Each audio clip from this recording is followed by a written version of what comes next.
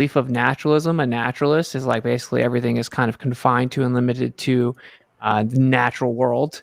And so obviously then your standard intrinsically would be natural laws, right? And so you have the first and second law of thermodynamics, like the most kind of indisputable natural laws. The first one is that matter and energy cannot be created nor destroyed. So if we just come to the table with the basic question about atheism or creationism, right? Like, how did all the matter and energy get here? Basically, how did everything that exists get here, right?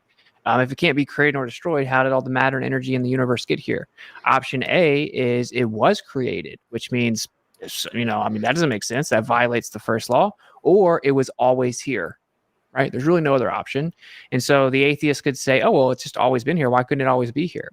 Okay, fair enough. If we go to the second law, which is that entropy will increase, systems seek equilibrium, and so the amount of usable energy decreases. So in really simple terms is as a system has to equalize, it uses up energy to do that, right? And so that means it's constantly decreasing. The amount of usable energy that's left decreases.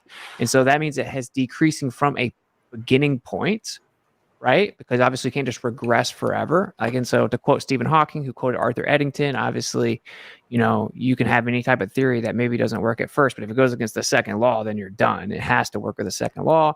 And then he gave the example of human progression. Obviously, it had to have a beginning point. So now we know there was a beginning. So if we go back to the first law, natural law, right? First law of thermodynamics, we can no longer say it was just always here because we know there was a beginning. So now if we ask the question again, how did all the matter and energy in the universe get here? Well, we can't say it was just always here because again, the second law requires a beginning. So now we're only left with it was created.